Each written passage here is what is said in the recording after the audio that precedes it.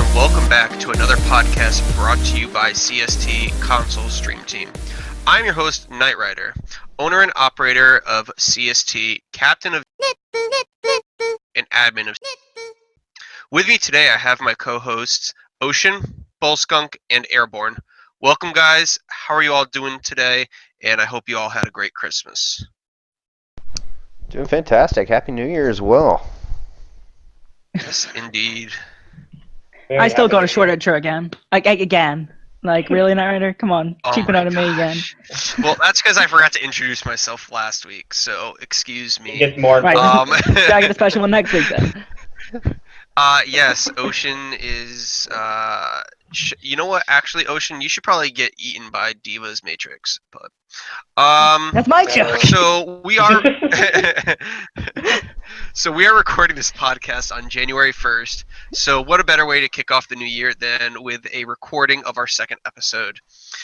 And what an episode we have planned for you all today. To start us off, actually, we have Ocean to talk about the recent activity going on in the Overwatch League. Take it away, Ocean. Well, we had a couple of interesting announcements recently, including today, January 1st, and yesterday, New Year's Eve. We had Monte Cristo, New Year's Eve. Let's talk about that first. He announced he will be departing the Overwatch League. He was unable to come to renew his contract, so he will be leaving and departing the Overwatch League, which, I mean, that's a big loss. He's a very big esports personality.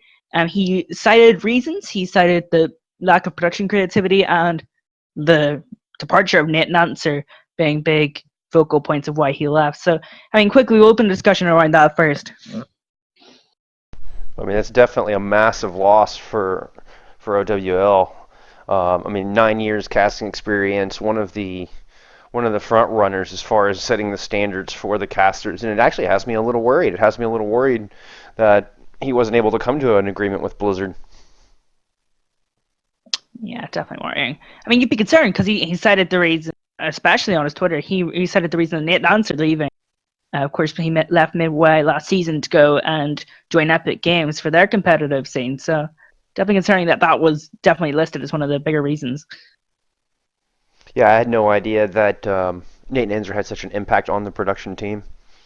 No telling what had gone on behind the scenes there.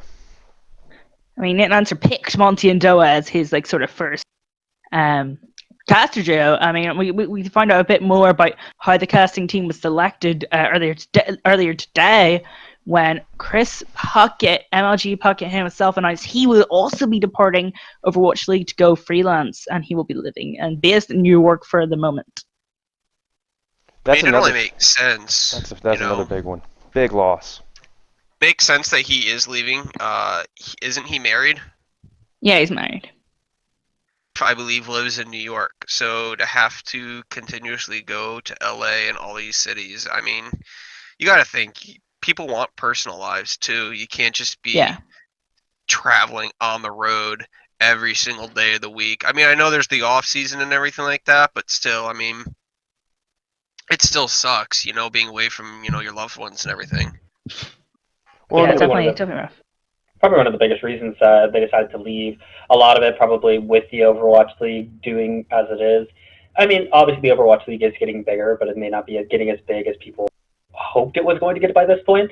And on top of that, there's so much esports going on now, and with League of Legends, PUBG, Fortnite, all those other games that they could just as easily go and cast for, especially freelance. Very true. Very true. I mean, the most interesting thing that came out of Puckett's post, though, was he was describing how the casting team was selected. He just said, Nate Nancer, of course, we were told yesterday, he selected Monty and Doa as his first choice casting duo. And Monty and Doa then endorsed Chris Puckett himself as their sort of host. And then it went on that Mr. X had good synergy with Puckett, and then the Uber Mr. X duo, we all know that duo was then created via that. Hexagrams and Semler. Semler was known in this CSGO scene, I think it was. That's correct, yes. CSGO. And Hexagrams, well, we knew him from a lot of really early Overwatch tournaments. We know him from Contender Season 0. We know Hexagrams from back when Kagdarna played Cloud9 to get into Contender Season 0. That was definitely a weird result. I think we look at weirdest results in Overwatch history. That's one of them. And of course, the other thing that was announced is Puckett himself chose Bren and Sideshow to join him on the desk. So that was kind of the thought process of how the talent team for the first 2 years of Overwatch League was created. So that was definitely interesting to see. Now we're stuck with Golden Boy and Sideshow. Well, I don't even know Which if are Golden not Boy's bad. into there. I mean, Sideshow, all you need to do is challenge him to something. Challenge? Yeah, absolutely. I'll take that challenge. Isn't there Where's memes about that Cyberus? too? What's Yeah, that? you're absolutely correct. Which Where's Cyberus? the other thing I have to say is as much as a big loss it is for the Overwatch community, there's so many good casters in contenders in even the console scene that could very easily probably move up. Cough, cough. Yeah. Anyone in CST? Cough, cough. Hey, Overwatch, come get one of Ocean us. of Balls guns, let's go. Yeah, man. I mean, we talked about this earlier. We talked about Leg Day and Jaws being potential. We also talked about ZP and Avast. And I brought up an old bullshit. I said Geometric and Pixie. I think that would be a really interesting duo as well. So, I mean, but you have to feel investors should be a bit worried. You know, they were kind of hoping Overwatch League would be this next mainstream sort of sports league esport, and they've just lost two of their biggest personalities. Would you be concerned if you were an investor? I would be a little bit concerned, but at the same time, they more or less kind of know, like, oh, this is what's going to happen. Yeah. Behind the scenes, a lot of the investors probably knew this was going to happen before it was publicly announced. Yeah. So they're probably just like, okay, this is the of like course, as you said, Puckett is married and he has to fly to Bakersfield every time they want to do the Overwatch League for months and months on end. But the whole format's changing, right? I mean, we don't know what that's even going to look like with all of the geolocation stuff. Geolocation was supposed to be this season, which now they're just doing homestands, and half of it is in Blizzard Arena, but it's mostly homestands. But now it's down to, like, I think geolocation is probably going to be sometime next year where they're going to hopefully have everyone have their home arena. Like, you saw the Philadelphia Fusion's arena. Oh, it's beautiful. Amazing. It is actually beautiful. It is fantastic. Yeah, this year's going to be a big transition year.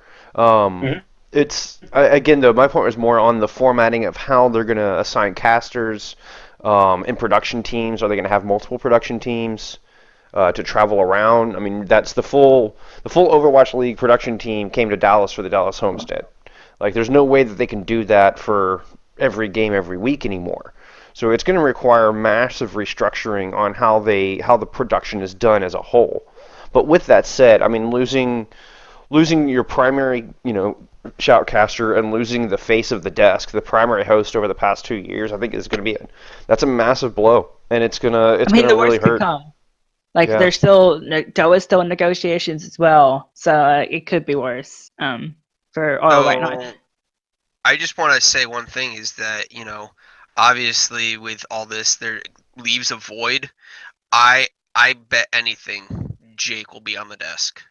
Well, Custa's pretty much already confirmed on the desk. I would love to see Jake and Custa on the desk. I do enjoy the thought of having former players on the desk, which is really nice. Absolutely. Custa's doing who was on the Plat Chat with Sideshow and Reinforce, and it's just the three of them, where they're kind of recapping each team's off season. So they've got like a series of videos they're doing with that, and I think that's kind of how they're introducing Custa through the talent side of things. And then, I mean, there's great synergy there, and it's interesting to get his insight, with this as far as rating teams as a former player and kind of an IGL for his team. That hearing his insight on other teams and what makes them good or not is very fascinating, and I think he'll be awesome on the desk. Now, is he going to have that leadership quality that Puckett brought to the table? I mean, that's what really kind of held the whole thing together. That was the glue for the entire talent team there. So it remains to be seen, both the formatting and the players involved, the personalities that are going to be on the desk. It's all up in the air right now. Yeah, it's something interesting. yeah, it's definitely interesting to see how they'll push into next season, especially since next season's like a month and a half away. Didn't it start in February? February 8th, not even a month and a half. We're looking at 5 weeks. Oh. February 8th. And they need to get some casters in and get some announcements in. But anyways, I think we're gonna move on from PC Overwatch to console Overwatch, and I believe Bull's gonna get everyone to talk to us about the D9 tournament. Yeah, we have CCO and the D9 tournament to discuss here. Yep. I'm still recovering from the D9 tournament. Well, I'll open things up talking about CCO. CCO Okay. is still currently going on. We have finished up stages 1 and 2, or groups 1 and 2, excuse me. With, give me a moment, pull up my notes here. I know Danny DeVito and Rise are moving on to playoffs from Group 1. 3 and 4, Groups 3 and 4 still have a match each left to complete, but then quarterfinals will start this weekend, I believe it is. And then in Group 2, it's going to be Apollo and Darkness are going to be moving on. So 4 teams have made it to CCO playoffs. Still waiting on the last matches. I believe C4 from Group 3 is confirmed, and Tryhards are also confirmed. So I believe those 6 teams have moved on, and we will see them here in the Console Watch Community Open Playoffs. It should start up this weekend here, barring any delays, unforeseen delays. Very nice. Yeah. It seems like CCO is definitely kicking off, and a lot of people have taken a lot of interest in it. So hopefully it can keep doing some good things. And like Rin said last week, is they have a lot of things in the work right now, and I hope that we get some information on that. And when we do, obviously we'll let you guys know. But yeah. Anything else going on in CCO? No, just looking forward to playoffs starting here this weekend. Yeah, everybody really starts to ramp it up. I'm excited as well. I heard Apollo, C4, and Danny DeVito, 3 teams that were in the top 8 of Tier 3 in CGL last season. So let's see if they can continue on that form. That should Indeed. be definitely a fun tournament. All 3 of those teams went undefeated in group stages in CCO as well. All 3 of those teams are 3-0, with all 3 of those teams completely sweeping, so full 9-map wins. I mean, it's going to be a great playoffs. Teams are looking hot. Things are definitely about to heat up here. It'll be keep an eye out. I'm excited for it myself. Absolutely, yeah. So moving on, we actually just finished up a tournament, Airborne, the D9 tournament. I believe that your team that you actually coach won the tournament there. Yeah, we actually ended up winning the Tier 3 finals, which I'm still recovering from that stress. Because what ended up happening is we actually lost the first finals map. They were able to reset the bracket. And what ended up happening is second game on, we actually ended up pulling off a somewhat of a reverse sweep. Yeah, with the tie after that second map, it was definitely looking down 1-0 going into map 3. It was looking dicey. And then a lot of our players honestly came up super clutch, and Cryo definitely showed up for you guys, no doubt there. The one that I'm thinking of is the 3-man fire strike at the end of King's Row, essentially the game. Yeah, I was gonna say your tank line was there too. Yeah, no, they were. Massive showing on Ryan Zarya, just stomping that duo throughout the entire playoffs there, actually. Yeah, we really only pulled that one out. Anything else? Obviously, you don't want to just focus on Tier 3. Guardians Tier 3 Memento Mori did end up winning Tier 3, but I want to give love to Tier 2 and Tier 4 because both tiers had dominant champions as well. Oh, and both definitely deserve mentioning. I mean, if we can go down to Tier 2, I think Tier 2 was the most competitive of the tiers in the D9 community tournament, with no one being undefeated. Hateful 88s did end up winning it and took the Tier 2 crown. They were 3-2 going into playoffs. Illusions, your runner-up, were 3-1. Guardians 3-1 as well. Danny moving into playoffs at 2-2. So even it came down to map differentials and a big play-in. Illusion had to win a wild card to get into those playoffs, and they ended up taking it all the way into the very last match, got second place. But it was Hateful 88s that were a way to emerge victorious. And holy crap, what an incredibly adaptable team. I've never seen so many people play so many different roles. You had multiple people playing, would switch from support to DPS, from DPS to tank. And I mean, just in the finals match alone, I think they had 3 people play on 2 different roles. They were just incredibly adaptable, very much a chameleon team. But then there's T4, and T4 is just the juggernaut that is Kinetics. Of course, they have now won 5 T4 titles in a row here in the Overwatch offseason. They only gave up 3 maps for the entirety of the D9 community tournament, including playoffs. So 4-0 in groups, going 15-1 as far as map differential, and then lost 1 map both times to Allium, both in the semifinals and then in the finals. But a great showing from Allium as well. They were 4-0 in group stages. A relatively new team, if I'm not mistaken. And to emerge from these 10 teams for these guys to show up and go 14-2 in map differential and give Kinetics a real run. We're the only team to really take a map off of Kinetics. Definitely worth keeping an eye on those guys. I'm not sure they're going to keep that same name. What's the parent organization under that one? Anthea? Yes, indeed. Thank you. So hopefully they can keep that momentum going because I think actually they are Kinetics, splitting it, though. they are going up to tier 5. Tier 6 Kinetics. Oh, tier 6 Kinetics. Yeah, And so let's hope that Allium's they also can... splitting into tier 5 and tier 4. Their tier 5 team's going to be called Azalea, and their tier 4 team's going to stick with Allium. Nice, yeah. I mean, yeah, Kinetics is also expanding because they were just a tier 4 team, and now they're moving up to tier 6. I thought it was tier 5, but I stand corrected. And they are actually expanding into a full-fledged org. So... I mean, why not? Create a dynasty that's even bigger. Yeah. Yeah, I mean, coming off of the past few months that they've had, I mean, everybody knows their name by now. It didn't take them long. Well, the only thing I have to say about Kinetics, I'm kind of weird because actually my tier 3 main support was actually copped to try out for Kinetics tier 4. Oh, cool. Nice.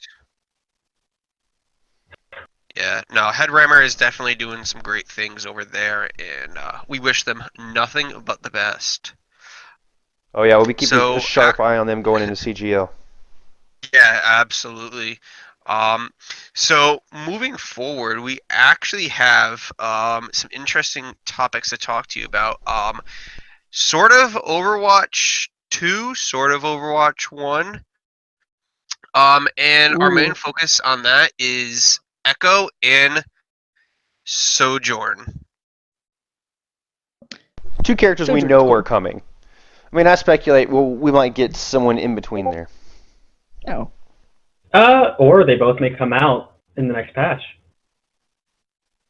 Yeah, added to cut this out. Nightmare is snowing. I hate myself right now. Yeah, so with Echo and Sojourn, which is going to lead into our next topic, what exactly do you think? Obviously, Echo looks like she's going to be a support player, and Sojourn looks like she's going to be DPS. What do you think their abilities are going to be? What do you think is going to happen with them? I mean, that's tough I would have thought speculation. the other way around. That was my guess. I would have guessed Anna and Sojourn would be quite similar characters, and I was going to guess that Echo is going to be like this weird flying DPS that's not for. I could see Echo as a support though. I can see Echo as support. I can also see her as a DPS. I actually like the fact that they've kept a lot of ambiguity. English. Ambiguity? Yes. With these I have characters. no clue that's a word, so I mean, at least you know what English is. Okay. Well, they've essentially just kind of kept everything. They haven't really said, they haven't really shown any ability with Echo. Like Overwatch 2 trailer where she shoots things, what in Overwatch doesn't shoot things. Right. Yeah. I mean, just the fact that she has a blue blaster of some sorts doesn't really tell us what her role is going to be. I think honestly, I think your biggest clue is the line in the McCree short at the end.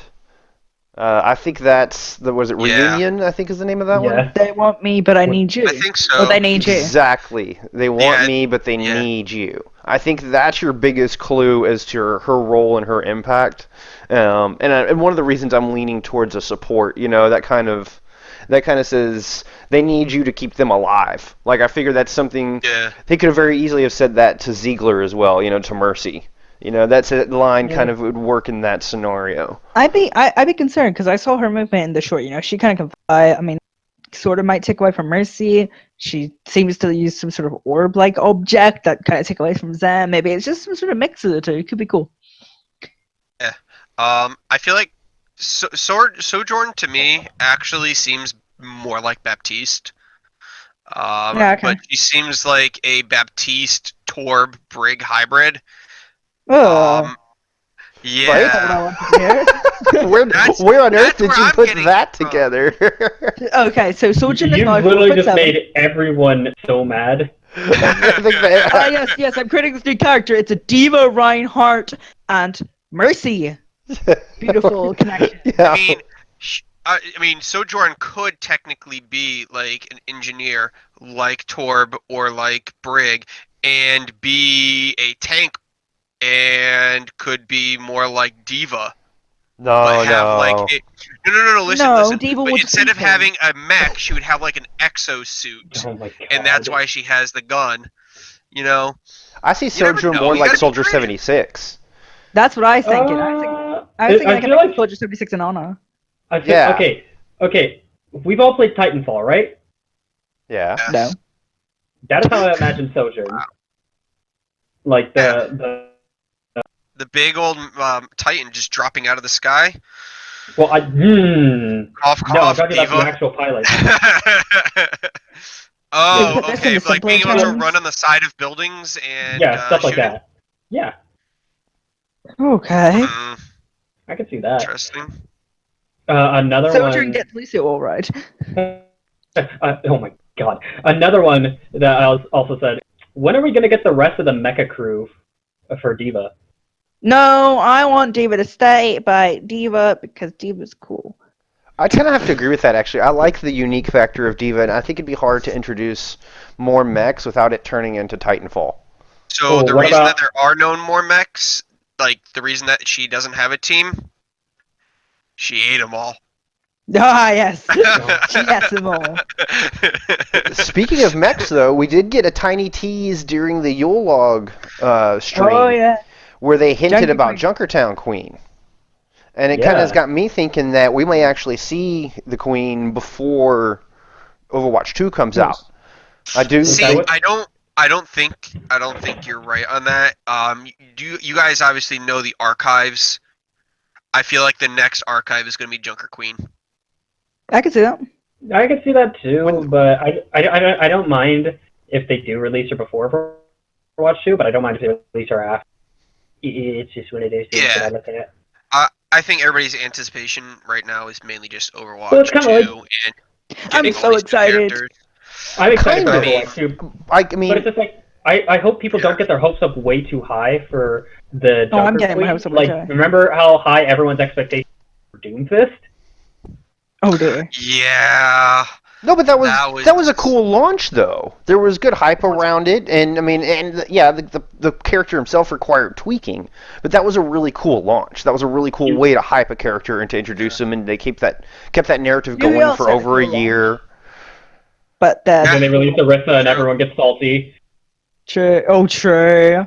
Yeah. True. But- I mean, I mean- everybody also wanted Terry Crews to voice Doomfist. That would be Everyone's forgotten funny. about that now. That'd have been I haven't. terrible. That would have been terrible.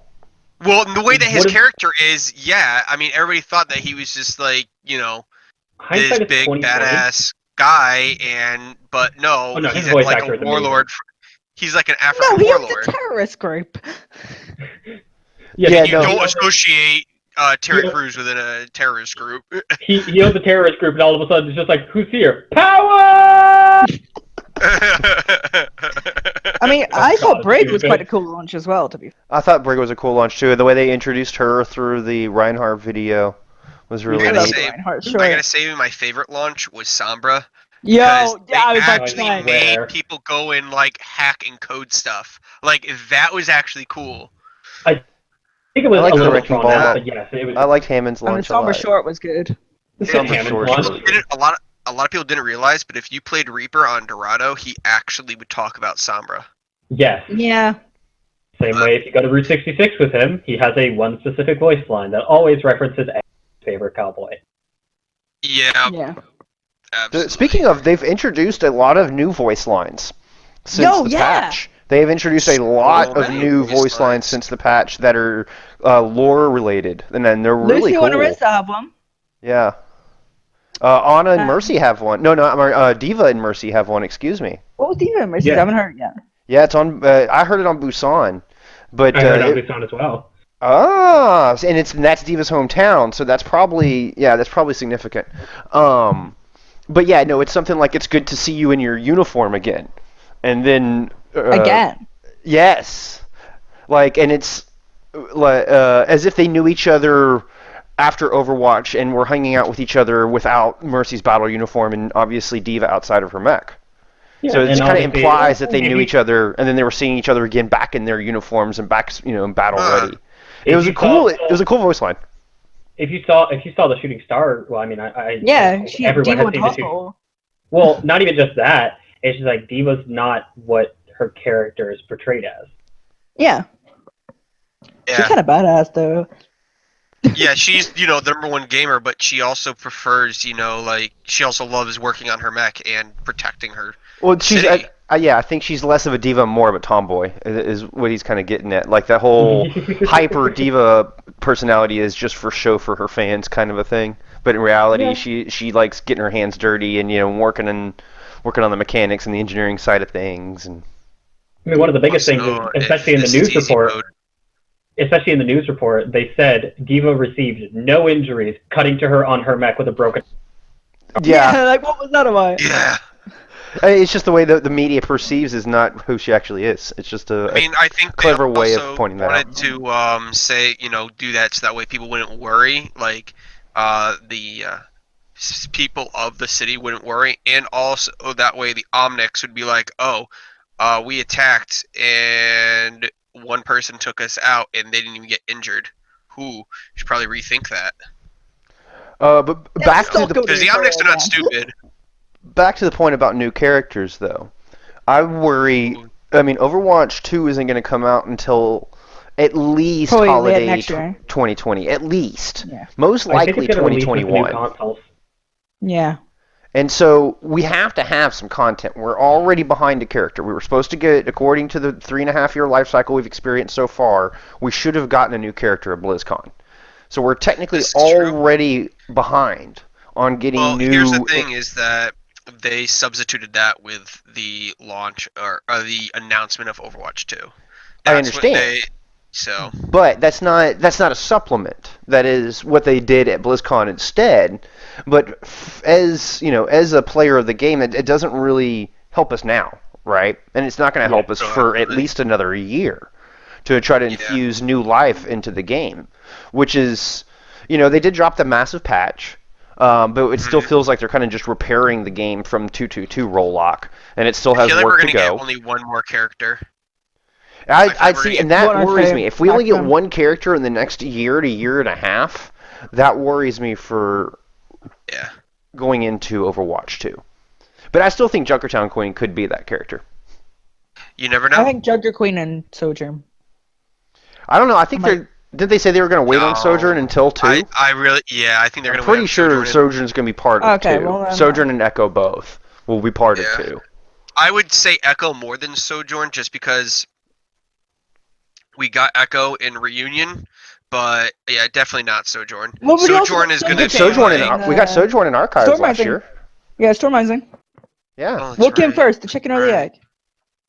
Yeah, she was true. basically chicken. like Reaper a couple years ago, or Well- in the Blackwatch. And we've actually seen Sojourn around a couple of times. She's been in the comics before as well. Yeah. True, true, true. And like her name was brought up and stuff. But yeah, it'd be cool to see So, Predator Mech. I think he would be an awesome addition. But I don't, I think that's going to be a big villain for Overwatch 2. I don't think we'll see him anytime soon. yeah, right. Well, actually, that was supposed to be the mech that was the big tank mech in all the archives is supposed to be Maka. Baptiste's. Yeah, it's supposed to be Maka. Well, yeah, but that's not the Predator. That's not Baptiste's the best friend. Predator's Omnic though. I mean, That's we're all waiting for Sonjay as well. Sonjay Corpo. Yes, yes. No, I would love to So, have seen Malga. Malga, I will definitely get Malga at some point. He's just too cool a character. They've already So got No, his yeah, backstory. they yeah. openly said that Sigma was supposed to be Maga, and then they just reworked his entire character. Correct. The kit they wanted to Yeah. introduce into the game at the time didn't fit the character and the backstory they had created for Malga. Yeah. But we'll definitely get a dual Gatling gun wielding Malga. I have no doubt we'll see that character at some point in the Overwatch life cycle. They did say So- they're working. They've already got their next 5 characters there. But speaking Six? of characters Like, there, speaking of 6. new characters, we Ooh. have actually each and every single one of us has individually created a new character that we would like to see implemented in the game, if not at least This was some fun. sort of I spent way too much prototype. time on this. Yeah, so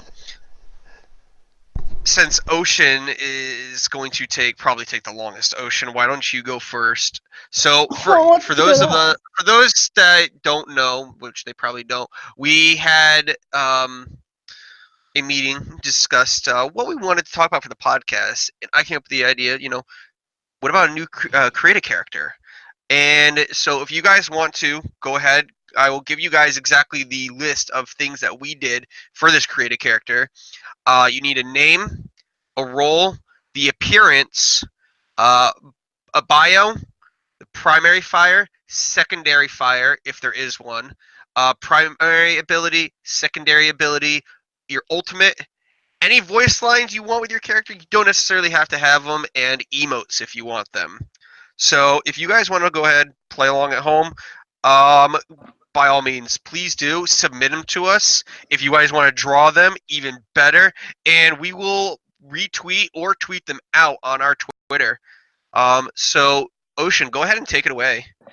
Right, I'm about to introduce you the most beautiful character the Overwatch world has seen since Mercy. Introducing Tala. Ooh, Yeah, cool name, right? I like it. Her actual full title is Mirasol Tala, which translates to Sunflower Stars. But we'll quickly talk about Mirasol Tala. She is actually born in March 23rd, which means, not May 23rd, sorry, which means she is a Gemini. This is actually something I worked into her storyline a lot because she has a lot of split things, a lot of dark things, a lot of light things. So that was like the main goal with this character, being able to split her personality up and her abilities up. Anyways, Marisol Tala, a young woman who's 24 from the Philippines, is not a part of Vishkar, Overwatch, or Talent, but is currently acting as a vigilante. She controls the forces of nature and uses them to fight the Omnic Crisis and Vishkar. She doesn't like Vishkar because Vishkar, I mean, they're just this big corporate company. Kind of like Lucio doesn't really like Vishkar. She got infected by a genetically enhanced form she created herself when finding ways to strengthen plants with medical drugs. Ooh, I like it. Interesting. Kind of has like a Poison Okay. Ivy from Batman type of twist to it. So, Yeah, but you'll see a lot with this character. so this is a DPS character, correct? Yes, it is a DPS character. Okay. So, what's its primary fire? It's a solar powered gun, so this is using the sun. So this is one of her lighter abilities, taking on this Gemini thing a lot. 65 damage for a body shot and 130 for a headshot. So kind of like McCree, kind of like Torbjorn's fire, but a little bit more straighter. So it's not really a projectile, but it is. Okay. Her first ability is called a Poison Cloud. This is using one of her darker abilities. The golden snakes on her arm come to life and shoot poison into the face of enemies. So this will create a poisonous circle around you. While you're using this ability, but fun fact, the character would turn purple from her usual green appearance. So you'll have a sort of split thing because this is with the thorns that infected her. She gets this darker personality as well. If anyone goes into this poison cloud, they will take. It's kind of like Venom Mine. You will take 10 HP down per second for 5 seconds. So kind of like Venom Mine damage. It's poisonous and it's got a 9-second cooldown. So that's pretty cool. Nice. Ability 2 is kind of like whip shot. So it's kind of like Brigida's flail, big slap, but it's actually a slap right in front of her horizontally, which has a bit of knockback. Her vine like hair acts as a whip and slams enemies to the side. Slight horizontal knockback. Cooldown 6 seconds. Damage is 65. Okay. You got so detailed on this. Like, I didn't put cooldowns and balances stuff into mine. Like, oh my. I like it. I like it a lot. 6 to 8 seconds. Her ultimate ability is Thorns. Name work in progress. Thorns come from the ground, tangle, and damage victims. Sort of like Earthshatter's hitbox in front of you. They will constrict enemies for a little bit. It's like a half-second stun, not even. 80 instant damage and 20 damage over time because you've just been hit by Thorns. Her health is 160 with an extra 40 armor or shield. That's not been decided exactly yet. But I think it's going to be 40 shield added on to her 160 health. And her appearance, her skin is green, becomes purple in the darker abilities, which is the Thorn and the Poison Cloud. Her appearance is warm and friendly, grass green eyes, dark black hair, inabilities, harsh and cold. So she that Gemini twist really comes in there. Her shoes are natural looking combat heels, kind of like Mercy, brassy, and more bushy-like. Pretty cool. Nice. She's got a green fur over her shoulders, branches weaves into a dress. It's really nice. It just is character. We even have a nice little as well. It'll be in the background, already designed. So yeah, it looks really cool, and I absolutely love this character. Overwatch, hire me, and I did have some help. Hire me. Had some help from Novakenzo W on Twitter, so she helped me out with some of this stuff as well. So. Well, I can actually see it like that, and I had toyed with the idea of working with elements and stuff myself in one of my characters, but I shifted away from that. Okay. But it wasn't as good as yours, so I'm glad I did. Yeah. To our characters is on the YouTube. I'll actually have one of our editors put up all of our stats and stuff like that, so you guys can actually see and read along with it. So, Bull Skunk, you were given the support. Yes, role. indeed. Do you want to talk to us about your character? Absolutely, sure. I was originally going to go with a water elemental type of, or maybe even like a water bender kind of thing, but I shifted away from that, and I'm going to introduce you to Witch Doctor. Kind of paying homage to a little bit of Diablo there. But the Witch Doctor is a healer from Junkertown. So kind of utilizing a little bit of voodoo elements with just what is around. So kind of that in-between of, the theme of where Junkrat and Roadhog kind of scraps, and even the whole of Junkertown itself is kind of built with whatever was there, whatever they could find. Her outfit would very much be in that vein. Would be a Junkertown healer. So... appearance would I like the idea of like the top hat thing and really kind of embracing that, but instead of, more bones, it would be pieces of metal and gears. So kind of a Would she be a little bit more, yes, I was going to ask, steampunk. Yeah. And that's actually kind of cool because we don't have a Junkertown support player, or character at all. Oh dear. So it'd be kind of a steampunk Witch Doctor. The only thing I have to say is me and, storyline-wise, me and Bull Skunk went the exact same route. I was talking to Edward earlier. It's an interesting it's an interesting area. It's an interesting field that hasn't really been touched on more. Because you kind of have these renegades, and you can't help but feel like they're part of it is just struggling to survive. So they're going to need healers too. True, they do. So do you want to talk about her abilities? Okay, so for her abilities, I picture her primary fire would be a crossbow, like a repeating crossbow. So something a little bit quicker than Anna's. And I was thinking more just set damage as opposed to, a damage over time type of deal. But the important factor would be no reload. I think it would be, so you'd want it would have a relatively short fire time. You wouldn't want it to be too fast, but something that's always reliable and something that can do consistent damage, don't have to reload it. For her secondary attack, I actually kind of went something similar to the Poison Cloud thing, but this is going to be Shrunken Head. But with Shrunken Head, you throw it like a projectile, and it would control an area with a damage over time. Now, her primary ability, I think, is where things get interesting. So she could call a totem or place a totem. And now you'd have a choice whether the totem would have an AoE heal or an anti-crowd control. So that you could choose to throw out an aura which, if Emily was in that, they basically have Fortify without the damage reduction. So you couldn't get frozen. It would be, to counter any of the CC in the game. Have that only be a fairly long cooldown. It'd be, pretty powerful. Oh, But I don't think it would be as long as Immortality. I don't think it would have to be that long. Now, whether the totem, initially I was thinking the totems could be destroyable, in which case you'd have the ability to make them more powerful. You could, give them bigger radiuses, especially with the healing. And you could also throw some healing on Shrunken Head. I think that would, you'd have to toy with some balancing, some support. You want to make sure she has enough impact to be able to keep up with the likes of Moira and Ana and Baptiste. Full disclosure, none of these heroes are probably going to be balanced that we are saying. So don't comment saying that this hero is broken. We know. Oh yeah, this is just brainstorming. This is, to actually balance it would be a whole other ball game altogether. We're not going there. Just brainstorming. So in that vein, her secondary ability would be to clone self, so that you would have two of you just standing there. Now only one would actually have any impact.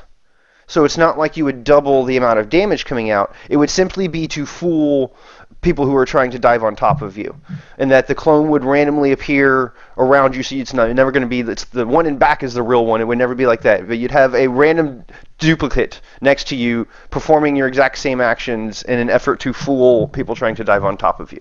So as a survival mechanic, that is something outside of a mobility type of ability. I like that a lot, actually. I think that's a good concept. That's actually a really good thing that I didn't think. Granted, I was making a completely different class, so. Well, and then her ultimate is Ring of Bones. And Oh, Ring what? of... I think it's Ring a Bone. That's what I Ring of heard. Bone. Ring of Bones. No. She, reaches into a pouch and you see her throw both hands up in the air. I don't know what the voice line would be, but it'd have to be something just menacing. And then the bones all fall in a perfect circle. I'd say about the size of a blizzard, maybe somewhere between a blizzard and a Winston bubble. So that's somewhere in between the two. But it would be a kind of a purity area.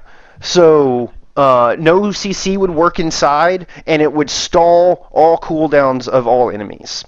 So your cooldown would just get stuck at whatever number it's at while as you're inside the Ring of Bones. It would also nullify any CC.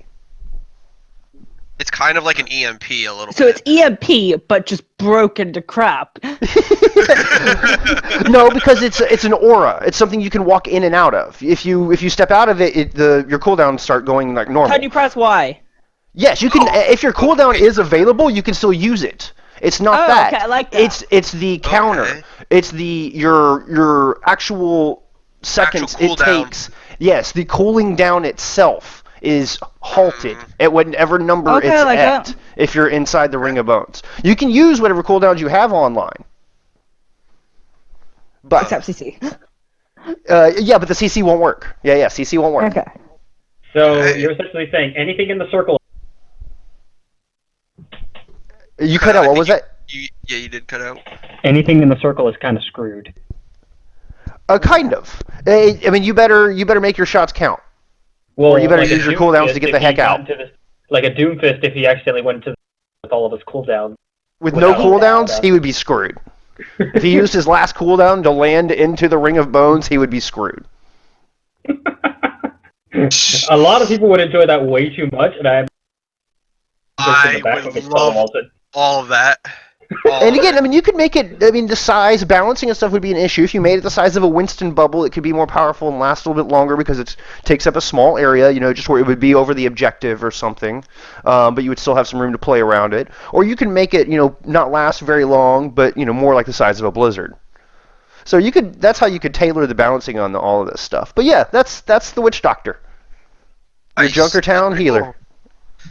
And the only Nice. thing I think of when I hear Witch Doctor is Alvin and the Yeah, Chipmunks. we know. Alvin and the Chipmunks. Well, I was thinking of the song Witch Doctor, but okay. Hey, I'm a There's caster, not a many character songs in the designer, movie. but I gave it a shot. I had fun with it. I had fun with it. We Right. got the next Aussie character go. Next character is Airborne. Airborne was given the tank role. Which personally I think is the hardest because you can make a tank and immediately shift the entire meta. Thanks, guys. Yeah. I mean, I bet when I write this with DPS, I sent him like 40 messages and 10 goals. Yeah, oh my gosh, he wouldn't stop. I was just like, fine, just take DPS. They didn't give me an answer, I just did it. I was about to just be like, you're taking tank at this point. Well, it just comes down to like, yeah, you can have a lot of ideas for tank, but you also have to think: is it playable with like, do their abilities overlap with other healers? Other tanks? Are they as useful as another tank? Could you play another tank in their place? And what is their counter? How many counters should they have? What comps could they be running? Basically, tank is one of the hardest things to account for because you have a Ryan Zarya comp. I'm sorry, you don't have an Anna Bat comp. You have a Ryan Zarya comp. You have an Arissa Hogg comp. No, your They main create the tank, comp. especially doing the main tank role, which is what I think you were initially trying to do. You definitely have the hardest job. I did not envy that one. You basically only have 3 main tanks in the game, and they define the compositions. True. Yeah, that's exactly what I said. But I feel like my can bring a lot to the table. I What? gotta make sure I have all my notes in front of me. I don't want to accidentally say Oh, something. okay. We're waiting with bated breath. Okay, so the lore and everything is not going to be as thought out as Bull Skunks or Oceans because I kind of did the abilities first and did the lore second. So the lore, his character name is Jordan.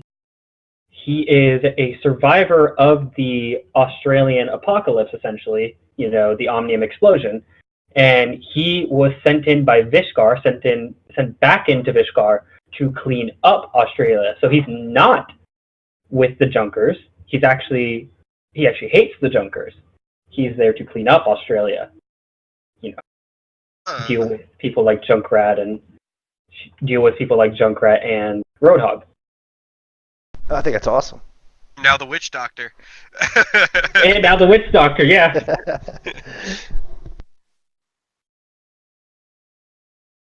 So he is a tank. He is at 450 health base. He has 150 armor. Yes, just like Arissa, though not 250, it's 150. Now, he is my personal answer to double shield. That goes for Arissa, Sigma, Rhine, all the shields, all the time. I imagine we all love playing against double shield. So, his ability starts with, his first ability is going to be Shield Rush. I may be doing this a little bit out of the rest of them did it. But his first ability is called Shield Rush. So, like Hammond's Adaptive Shield, or Wrecking Ball's Adaptive Shield, he's going to be able to pop a shield onto himself, but at the same time, instead of enemies around him, it'll be the teammates around him. So he can get a maximum of 250 shields, which brings him up to 600 HP. Then all of his adjacent comrades that are with him, this character will reward you grouping up. Every adjacent teammate around him gets a 150 shield buff for 8 seconds. After 8 seconds, it completely decays. Now, his second ability, or essentially his first, will be a melee hero because of his shield bash ability, is a boomerang type ability, Australia, but that's besides the point. He is going to have a boomerang ability where he uses electric mace or baton or whatever we want to call it, and he throws it in a fashion where he throws it directly at an opponent. It does 50 damage when it hits, and then it comes back and does 50 more damage. And it's going to be a quick 1-2. I like it. Okay. All right. And then his final ability is going to be Steadfast. I know I stole that from Reinhardt. You'll see why.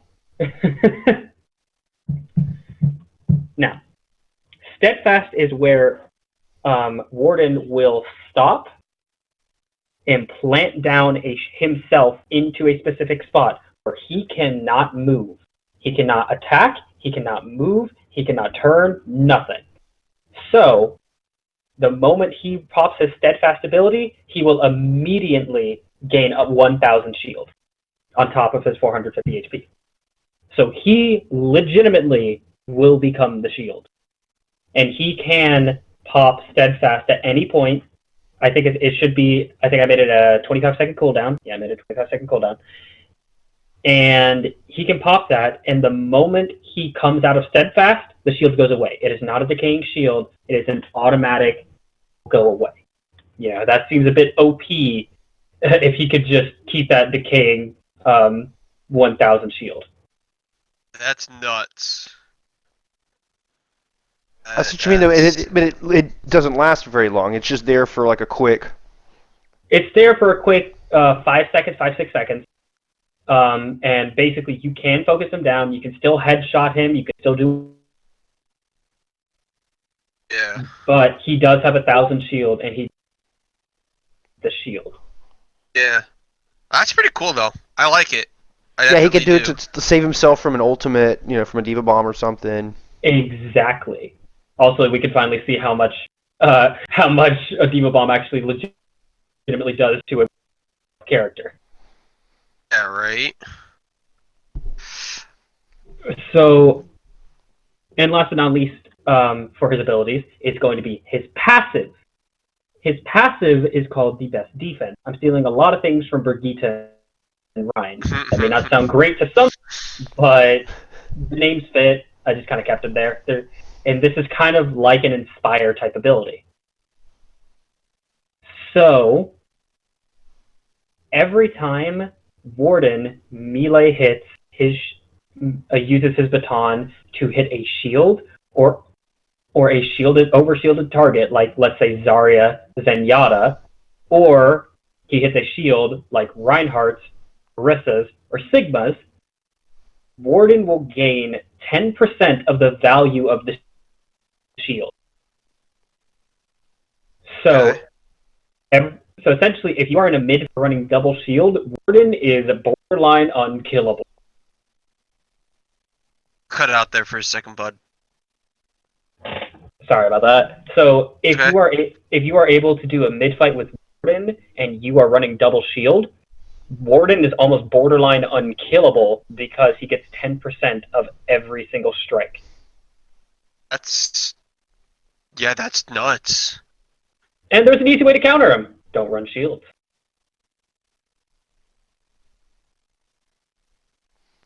Well, it sounds like absolutely. There's an sounds like easy he way to wouldn't counter provide a it. whole lot of Don't protection for his team, so he might be able to dive the back line, that kind of stuff. Yeah, there's obviously weaknesses to the character, and those are intentional. So in the final, probably most overpowered part of his kit, and when I told Ocean what this was, the first thing he said to me, it says, that better be the highest ultimate, what was it? What did you say? Ultimate cost in the entire game. Yeah, the slowest building. So, the ultimate is called Vampirism. He places down a, bongo, supercharger / immortality field type device, and he immediately, anything in that radius that has a shield or armor, immediately starts being taken and given to his team that are inside of the area of effect. So legitimately, if you are in that area of effect and you happen to have all of your shields in that area of effect, and his entire team is in that area of effect, they're all getting shields and armor. They're getting your shields and armor. So if I could actually edit that a little bit, so I would what I would do is I would have him slam down his staff, and that's what it would be. It could be something. Well, animation-wise, I'm not. Yeah, but it'll be something that would be destroyable. You can destroy it, but you can also protect it, just like a It's true. supercharger. So it could be one of those things where you could pop his ultimate, vampirism, and you could immediately steadfast in front of his ultimate, and you're essentially unkillable. Yeah. No, Oh, absolutely. That. And so it just comes down. It just comes down to one of the things where if you were going to run double shield against him, it's a bad idea. But common counters to him would be things with no armor or no shield, like Roadhog. No, it's definitely an interesting concept. Yeah, I figured I should have some built-in counters for him. So, and I think we have one more. Yeah, just mine. So mine, I did a support character as well. So my character's name is actually called Spore. Here. Nice. The role is We obviously didn't go with support. the same thing, did we? No. So Spore, the appearance, he's approximately 6 foot. He's different shades of green and yellow. His head kind of looks like a Venus flytrap. So it's like a Venus flytrap, and then his head's like in the middle of that. And then he has a body of human. His fingertips kind of resemble roots a little bit. And leaves make up his clothing, kind of like the Jolly Green Giant. So he actually, yeah. Well, yeah, because he is 6 foot. He originates from the Amazon, and he was actually found by Lucio during one of Lucio's concerts. There was a raid on Lucio's concert by the Omnics, and Spore came out of hiding because he was actually watching the concert because people were, in his jungle, in his area. So he was kind of inspecting what they were doing. He's a big fan.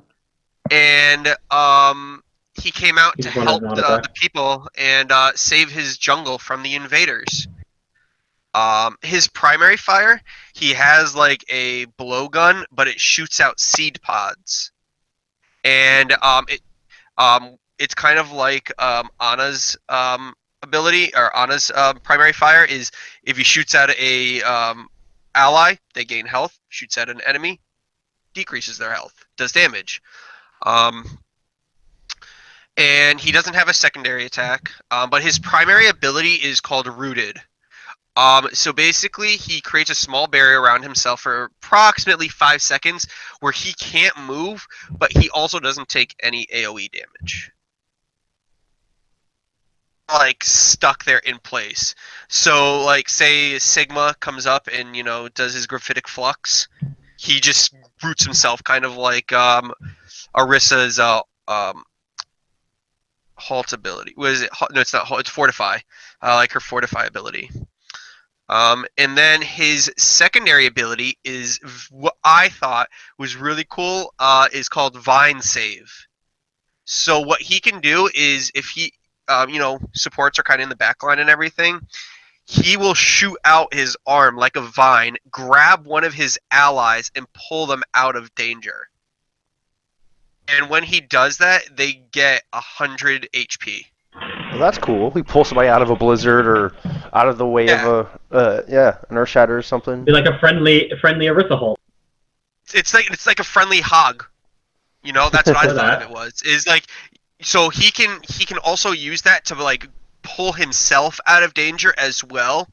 Like, say if there's a halt, if you have an Orisa on your team and they've fortified, you can grapple yourself to the Orisa or like to like a stationary object to pull yourself out of danger. It's kind of like Widow's grapple mixed with like Hog's hook. So you can pull yourself and you can pull people to you, but only allies. So, and then his ultimate is called Spore Wall. And I thought this was really cool. The wall is approximately 15 by 15 meters. It's kind of like the size of May's wall. and he just kind of shoots the wall out towards, it's kind of like Baptiste when he places his ant matrix down, but it moves. It moves like Symmetra's old shield moved, or actually like Sigma's shield moves now, and it just moves towards, and it just goes in one direction. You can't change it, you can't pull it back. Where you shoot it, that's where it's going.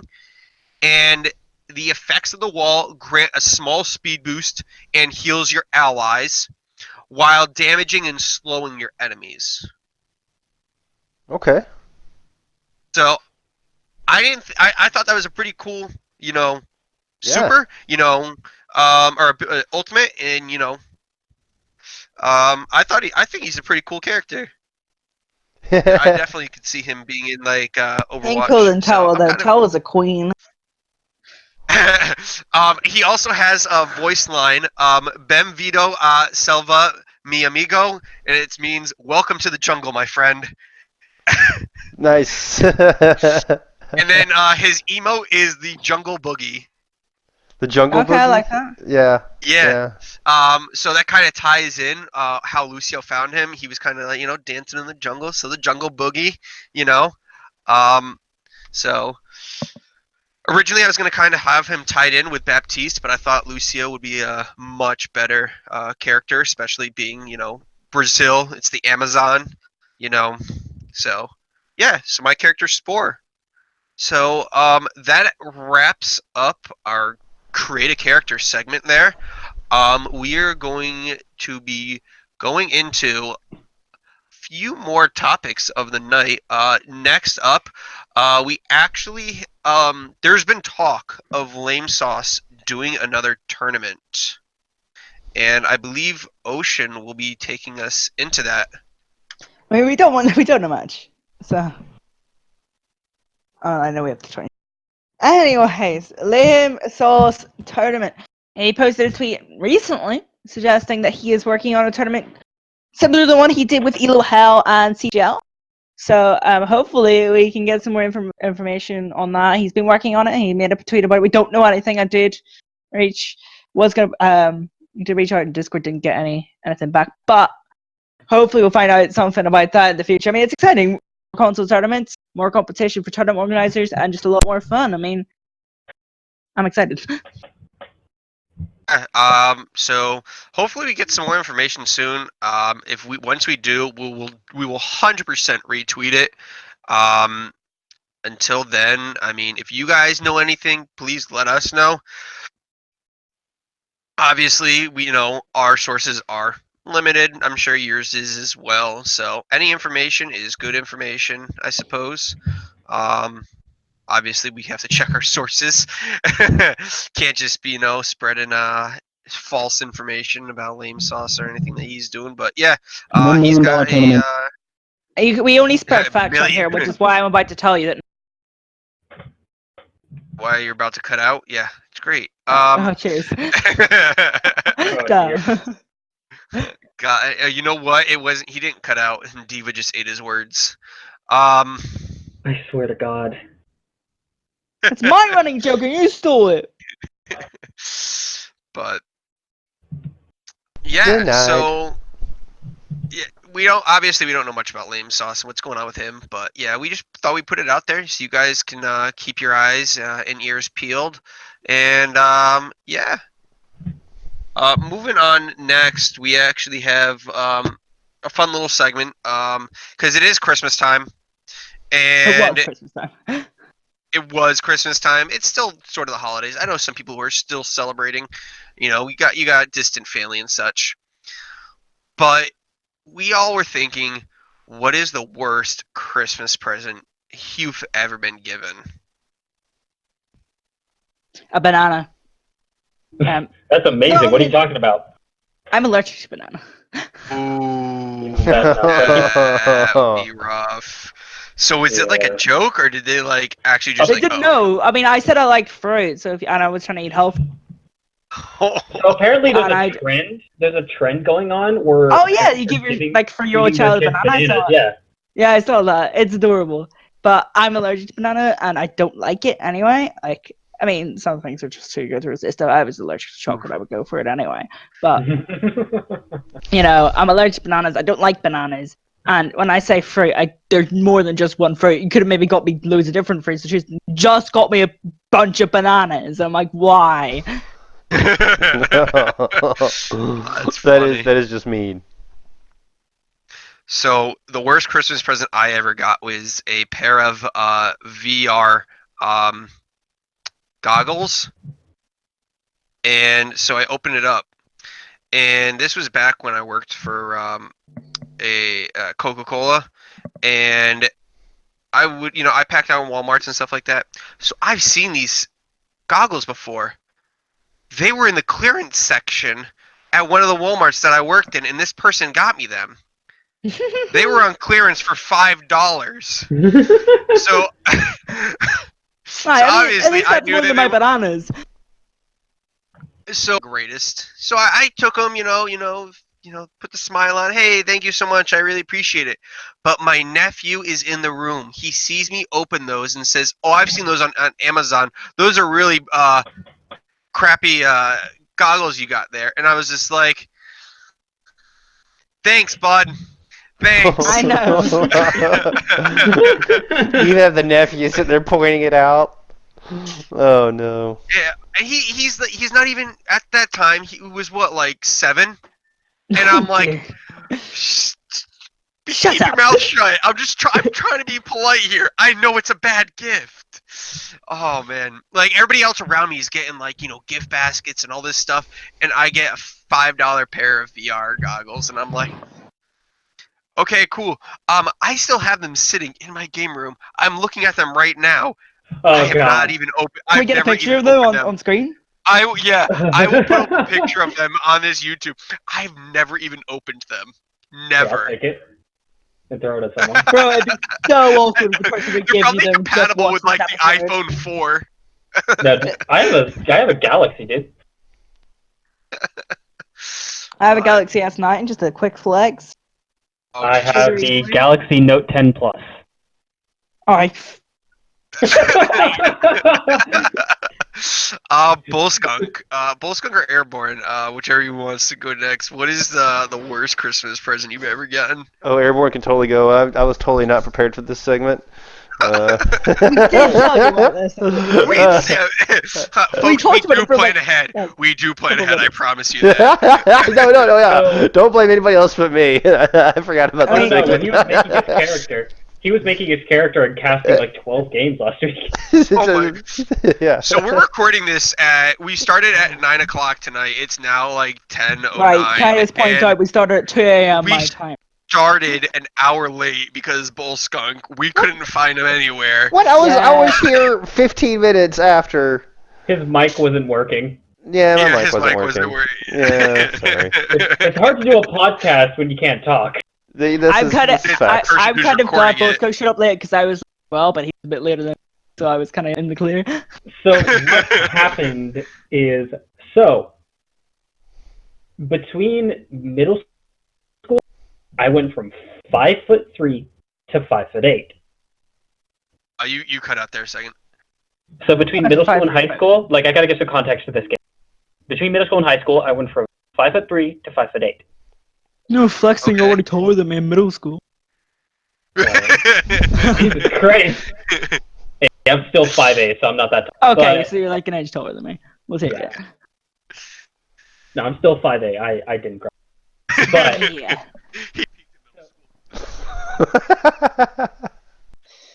I was gonna say the reason I'm not tall. I was gonna say the reason I'm not tall is because D.VA is the rest of my height.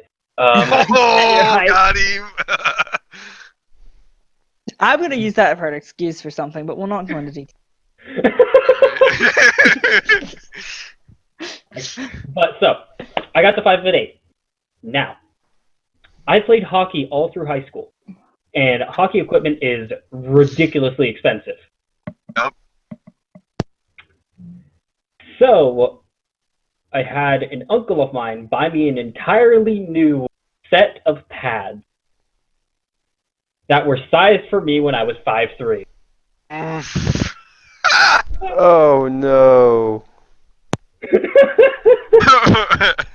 See, that's not a bad gift. That's just an unfortunate gift. That's just Like, unluckers, yeah. yeah, that's just unlucky. I mean, yeah, that probably still would count, but yeah, I no, was like that's hilarious. legitimately the helmet would. What did he say? We were. He said, "Go ahead and open the gift. Go ahead and open the gift." I guess he did. I guess no one sent him that I grew. So I took it out, tried to put him on, and woo! Did he at least return it, or like, did he like try and like get it fixed for you?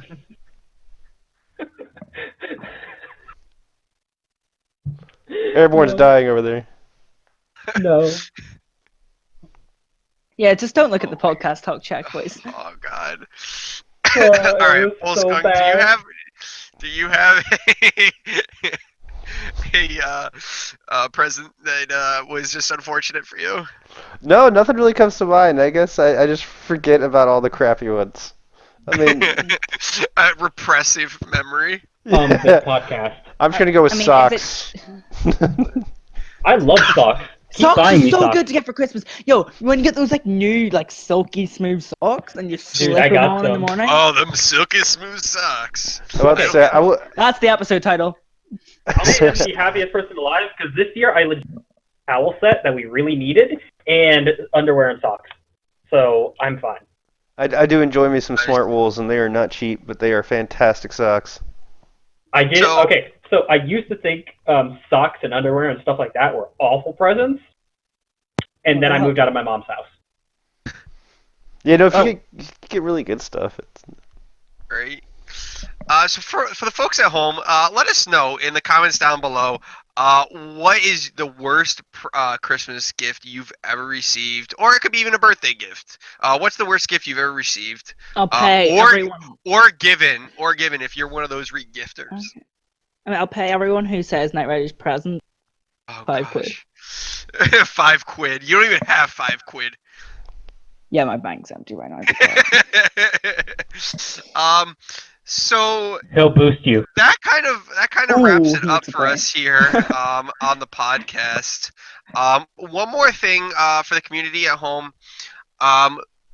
What we want to know this because it is New Year's today. What is your New Year's resolution? And in the coming patches and stuff, what nerfs, what buffs would you like to see? We're going to discuss all this and your comments on our next podcast. So please comment more than once. Go for it. Like, subscribe, stars, do the whole shebang there for us. And obviously, of course, our Twitter handles are going to be in the on the YouTube like they were in the first one. I appreciate you all listening to this. Bull Skunk, Airborne, Ocean, I appreciate you all with me tonight. This was a really fun podcast. I enjoyed it. The characters especially. These are some pretty good characters. Comment who's had the best character. that was solid. Yes. Yeah. Who had the best character? Do you guys I think? did. Which character would you like to play? Ocean definitely didn't. A vote for Witch Doctor is a vote for heels. I can't believe you're Vote for a dissing good Tala. take. I think Spore was absolutely the best. I don't know what you guys are talking about. That character was actually Spore was pretty Spore good. was balanced. How dare you? Balance? What's that? Nothing's ever balanced when it gets released. But yes, thank you guys. Thanks for listening. I appreciate you all. Go vote for whatever character you thought was the best, and everything else that we said in the podcast. Give us your comments. We appreciate you all, and you guys have a good night. Bye bye.